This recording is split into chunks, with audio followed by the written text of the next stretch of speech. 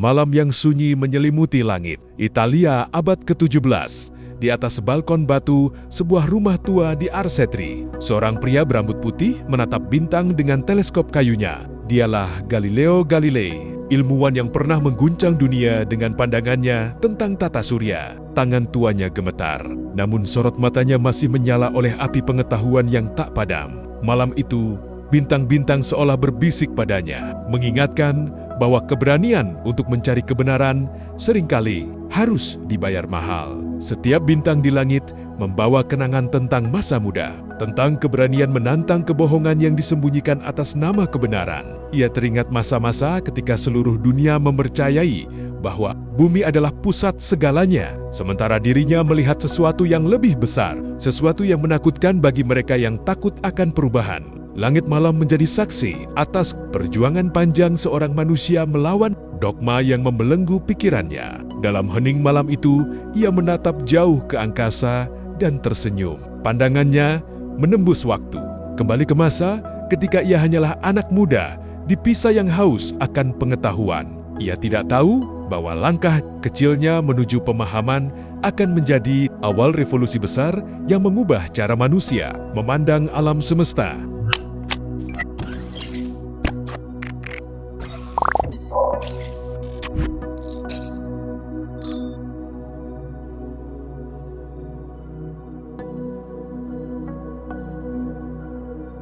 Galileo lahir pada 15 Februari tahun 1564 di Pisa, sebuah kota kecil di Italia yang dipenuhi keindahan arsitektur dan semangat intelektual. Ayahnya, Vincenzo Galilei, seorang musisi dan pemikir bebas, menanamkan nilai penting berpikir dengan kepala sendiri. Sejak kecil, Galileo terbiasa mendengar diskusi ayahnya tentang harmoni musik dan matematika dua dunia yang kelak membentuk dasar cara berpikir ilmiahnya. Di usia yang masih muda, Galileo menunjukkan rasa ingin tahu yang luar biasa. Ia senang membongkar mainan, memerhatikan benda yang jatuh, bahkan memperhatikan bayangan pohon saat sore. Dunia baginya bukan tempat untuk diamati dengan mata tertutup, melainkan laboratorium besar yang menantang akal manusia. Ia melihat pola di balik setiap fenomena, seolah alam berbicara dalam bahasa rahasia yang menunggu untuk diterjemahkan. Meski hidup dalam keterbatasan, keluarga Galileo selalu menekankan pentingnya ilmu pengetahuan. Ibunya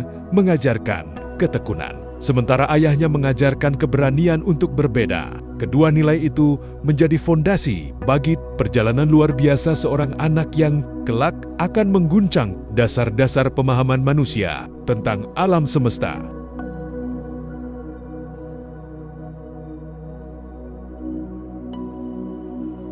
Ketika dewasa, Galileo dikirim untuk belajar kedokteran di Universitas Pisa. Namun, di balik buku-buku anatomi dan teori medis, pikirannya tertarik pada hal lain. Bagaimana benda bergerak, mengapa bintang berputar, dan bagaimana alam mempertahankan keseimbangannya. Ia mulai membaca teks matematika dan filsafat Yunani, menemukan keindahan dalam logika yang terukur. Dunia medis tak mampu menahan semangatnya yang membara untuk memahami hukum-hukum alam. Di ruang kuliah yang dingin dan sunyi, para profesor mengulang teori Aristoteles tanpa mempertanyakan kebenarannya. Galileo mendengarkan, tetapi dalam hatinya ia mulai menolak. Bagaimana mungkin benda berat jatuh lebih cepat dari yang ringan, pikirnya. Ia menyadari bahwa pengetahuan sejati tidak lahir dari kata-kata yang dihafal, tetapi dari keberanian untuk mempertanyakan. Suatu sore di halaman kampus, Galileo memperhatikan lentera yang bergoyang di menara. Gerakan lembut itu membuatnya berpikir tentang waktu dan irama. Dari sinilah ide tentang hukum ayunan bandul lahir. Penemuan awal yang kelak berperan penting dalam perkembangan jam mekanik modern. Di balik ayunan sederhana itu, Galileo melihat hukum alam bekerja dengan indah.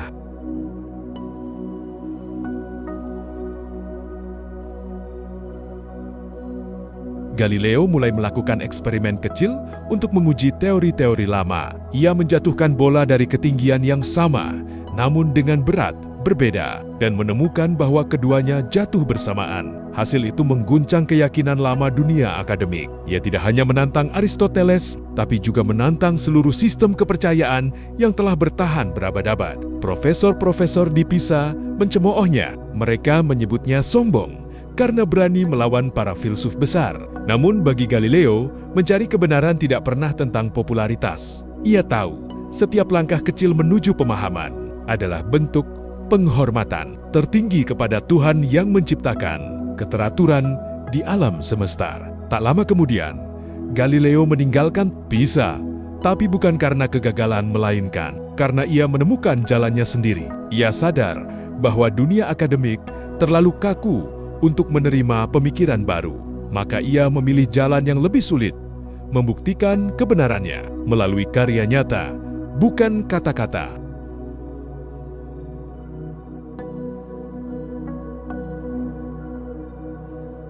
Galileo pindah ke Universitas Padua, tempat yang lebih terbuka terhadap ide-ide baru. Di sana, ia mengajar matematika dan terus meneliti gerak benda, gravitasi, serta mekanika. Kota Padua menjadi saksi lahirnya ilmuwan sejati yang bekerja tidak hanya dengan teori, tapi juga dengan pengamatan dan eksperimen nyata. Ia hidup sederhana, tetapi pikirannya kaya akan ide. Malam-malamnya dihabiskan menulis, menggambar, dan merenungkan bagaimana hukum-hukum alam bisa dijelaskan secara matematis. Setiap garis di kertasnya adalah langkah menuju revolusi ilmiah. Di Padua pula, Galileo mulai mendengar kabar dari Belanda tentang alat kecil yang mampu memperbesar benda jauh. Ia tertarik, dan disinilah takdir mulai menuntunnya pada penemuan yang akan mengubah sejarah umat manusia selamanya.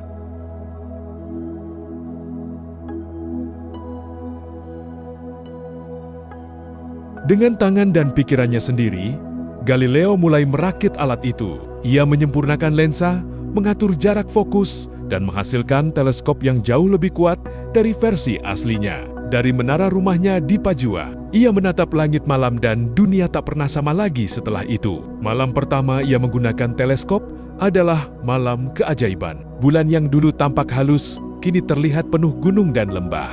Ia menyadari bahwa benda langit tidak sempurna seperti yang diajarkan Aristoteles. Mereka sama seperti bumi, nyata dan penuh ketidaksempurnaan. Dalam beberapa minggu, ia menemukan 4 bulan yang mengorbit Jupiter. Dunia terkejut. Untuk pertama kalinya, ada bukti bahwa tidak semua benda mengelilingi bumi. Kebenaran baru mulai bersinar di langit, dan nama Galileo Galilei tak akan pernah dilupakan.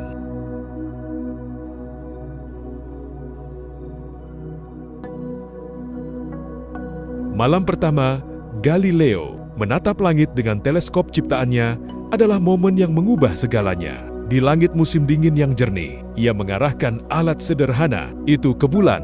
Apa yang ia lihat membuatnya terdiam lama. Bukan permukaan halus sempurna, seperti yang dikatakan para filsuf, melainkan dunia dengan lembah, pegunungan, dan bayangan. Ia seolah menemukan wajah baru semesta. Wajah yang selama baru berdebat tertutup oleh keyakinan lama. Dengan tangan gemetar, ia mencatat setiap detail dalam buku catatannya. Sadar bahwa malam itu, manusia baru saja melangkah lebih dekat ke kebenaran. Beberapa malam berikutnya, Galileo mengarahkan teleskopnya ke arah planet Jupiter. Betapa terkejutnya ia saat melihat 4 titik cahaya kecil yang tampak mengelilingi planet itu. Ia mengamati setiap malam dan menyadari bahwa bintang-bintang kecil itu berpindah posisi, mereka tidak tetap. Dunia lama mengajarkan bahwa semua benda langit mengelilingi bumi. Namun pengamatan Galileo menunjukkan sesuatu yang berbeda. Benda-benda itu berputar mengelilingi Jupiter, bukan bumi. Bagi Galileo, ini bukan sekadar penemuan astronomi, tapi bukti bahwa pusat alam semesta bukanlah manusia. Setiap temuan baru membuatnya semakin yakin. Alam semesta tidak sesederhana yang dikatakan Aristoteles. Venus memiliki fase seperti bulan. Bima Sakti bukan kabut, melainkan kumpulan bintang yang tak terhitung jumlahnya. Galileo menulis, "Dengan mata baru ini, aku melihat ciptaan Tuhan dengan cara yang lebih nyata." Ia tahu penemuan-penemuannya akan mengguncang dunia, Tapi bagi Galileo, kebenaran harus diungkap, walau harus berhadapan dengan kekuatan besar yang menolak untuk mendengarnya.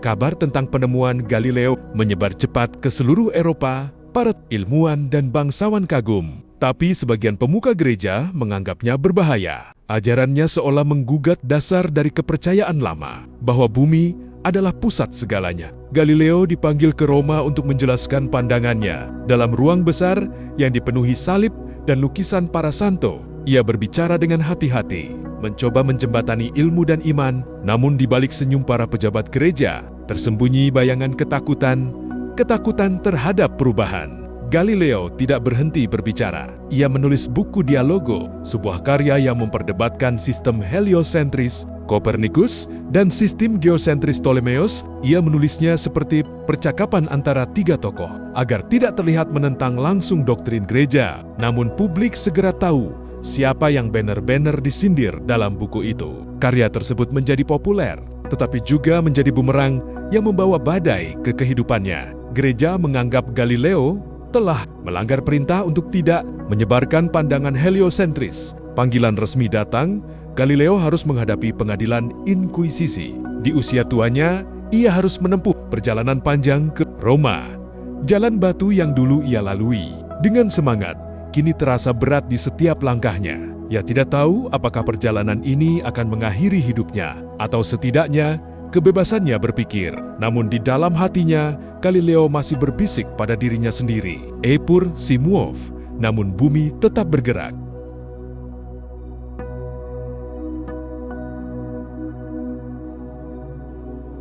Sidang inkuisisi berlangsung dalam ruang gelap beratap tinggi, dengan dinding batu dingin.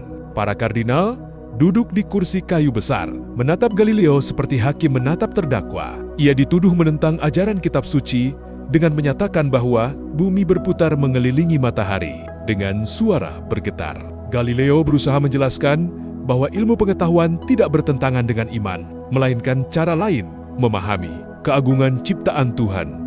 Tapi kata-katanya seperti terhempas di antara tembok kekuasaan. Setelah berjam-jam interogasi, Galileo dipaksa menyangkal pandangannya. Ia menundukkan kepala dan dengan berat hati berkata bahwa ia menyesal atas tulisannya. Tapi dalam hati, ia tahu bahwa kebenaran tidak bisa dipenjara. Ketika keluar dari ruang sidang, langkahnya pelan namun mantap. Dunia boleh memaksanya diam, tapi pengetahuan sudah menyebar, tak bisa dihentikan lagi. Ketika malam tiba, Galileo duduk di kamarnya yang sunyi. Ia menatap keluar jendela, melihat bintang yang sama yang pernah ia pelajari. Dalam bisikan kecil yang nyaris tak terdengar, ia berkata pada dirinya sendiri, Epur si muov, bumi tetap bergerak. Meski seluruh dunia menolak mengakuinya, dalam keheningan itu, suara keyakinan ilmuwan tua ini menggema melintasi zaman.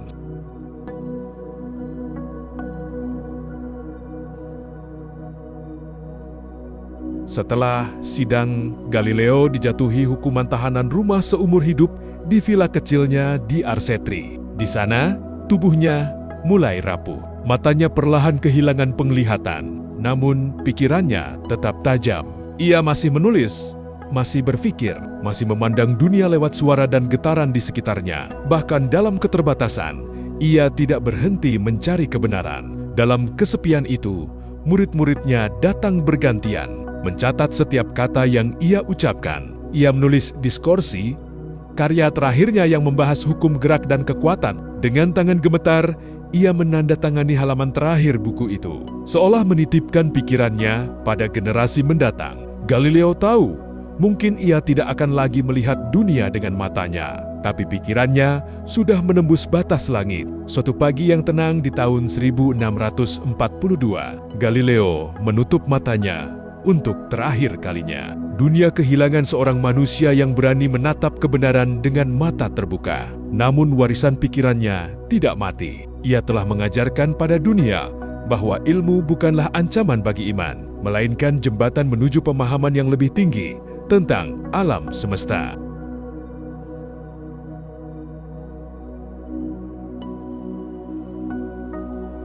Berabad-abad setelah kematiannya, nama Galileo menjadi simbol kebebasan berpikir di laboratorium, observatorium, dan universitas di seluruh dunia. Semangatnya hidup dalam setiap eksperimen dan penemuan baru. Ia membuka pintu bagi Newton, Einstein, dan semua ilmuwan yang datang setelahnya. Apa yang dulu dianggap pemberontakan, kini diakui sebagai langkah pertama menuju era ilmu pengetahuan modern. Dunia akhirnya meminta maaf.